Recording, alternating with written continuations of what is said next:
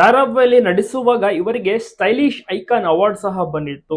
ಅಷ್ಟು ತುಂಬಾನೇ ಸ್ಟೈಲಿಶ್ ಆಗಿ ಕಾಣಿಸೋರು ಹಿಟ್ಲರ್ ಕಲ್ಯಾಣ ಧಾರಾವಾಹಿಯಲ್ಲಿ ಎಜೆ ಪಾತ್ರವನ್ನ ಮಾಡ್ತಿದ್ರು. ತಮ್ಮೆಲ್ಲರಿಗೂ ಕೂಡ ನೆನಪಿರ್ಬೋದು. ಜೊತೆಗೆ ನಟನೆಯ ಜೊತೆಗೆ ಇವರು ನಿರ್ಮಾಣವನ್ನು ಸಹ ಮಾಡಿದ್ದಾರೆ ಒಂದು ಧಾರಾವಾಹಿನ. ಮತ್ತೆ ಪಾರು ಧಾರಾವಾಹಿ ನೋಡಿರ್ಬೋದು, ಅದನ್ನ ಇವರೇ ಸಹ ನಿರ್ಮಾಣ ಮಾಡಿದ್ದು.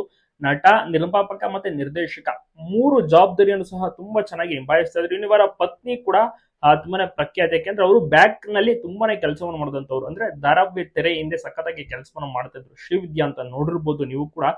ಪ್ರೋಗ್ರಾಮ್ ಗಳಲ್ಲಿ, ಈವೆಂಟ್ಸ್ ಗಳಲ್ಲಿ ಮತ್ತೆ ಕುಟುಂಬ ಅವಾರ್ಡ್ ಫಂಕ್ಷನ್ಸ್ ಗಳಲ್ಲಿ ಒಟ್ಟಿಗೆ ಕಾಣಿಸ್ಕೊತಾ ಇದ್ರು. ಬಟ್ ಇವತ್ತು ಅವರ ಒಂದು ಪತ್ನಿಯ ಸ್ಥಿತಿ ನಿಜವಾಗ್ಲೂ ಕೂಡ, ಯಾಕೆಂದ್ರೆ ದಿಲೀಪ್ ರಾಜ್ ಅವರು ಒಂದು ದೊಡ್ಡ ಆಧಾರ ಸ್ತಂಭವಾಗಿದ್ರು. ಮತ್ತೆ ಹಲವಾರು ಸಿನಿಮಾಗಳಲ್ಲೂ ಕೂಡ ನಟಿಸಿದ್ರು. ಲಾಸ್ಟ್ ಇಯರ್ ಕೂಡ ಒಂದು ಸಿನಿಮಾವನ್ನ ಮಾಡಿದ್ದರು.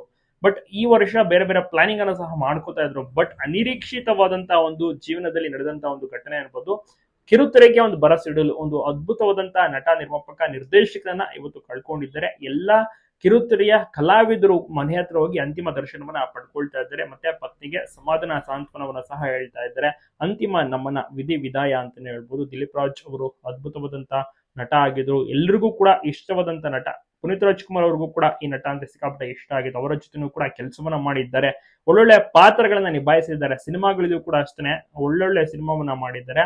ಬೆರಳಿಕೆಯ ಸಿನಿಮಾ ಆದ್ರೂ ಕೂಡ ನೆನಪಿಟ್ಕೊಳ್ಳುವಂತ ಒಂದು ಸಿನಿಮಾನೇ. ಅವರ ಒಂದು ಕೆರಿಯರ್ ನಲ್ಲಿ ಅವಾರ್ಡ್ಗಳು ಕೂಡ ಸಿಕ್ಕಿದೆ. ಕಿರುತೆರೆಯಲ್ಲೂ ಕೂಡ ಅಷ್ಟೇ ಚೆನ್ನಾಗಿರುವಂತ ಒಂದು ಪಾತ್ರ. ಹಿಟ್ಲರ್ ಕಲ್ಯಾಣ ಧಾರಾವಾಹಿ ನೋಡಿದ್ರೆ ಗೊತ್ತೇ ಇರುತ್ತೆ.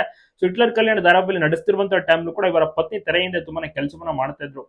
ಡಿಸೈನಿಂಗ್ ಇಂದ ಹಿಡಿದು, ಐಡಿಯಾಸ್ ಕೊಡುವುದರಿಂದ ಹಿಡಿದು, ಕಂಪ್ಲೀಟ್ ಮ್ಯಾನೇಜ್ ಮಾಡುವುದು, ಮತ್ತೆ ಪ್ರೊಡಕ್ಷನ್ ಡಿಪಾರ್ಟ್ಮೆಂಟ್ಸ್, ಈ ರೀತಿಯೆಲ್ಲ ಒಂದು ಕೆಲಸವನ್ನೆಲ್ಲ ವಹಿಸ್ಕೊಂಡು ಕೆಲಸವನ್ನ ತುಂಬಾ ಚೆನ್ನಾಗಿ ಮಾಡ್ತಾ ಇದ್ರು.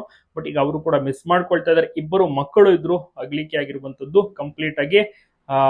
ಮಕ್ಕಳಿಗೂ ಕೂಡ ಬೇಸರ ಇದೆ. ನಿಜವಾಗ್ಲೂ ಕೂಡ ಮಿಸ್ ಮಾಡ್ಕೊಳ್ತಾರೆ ಎಲ್ಲರೂ ಕೂಡ.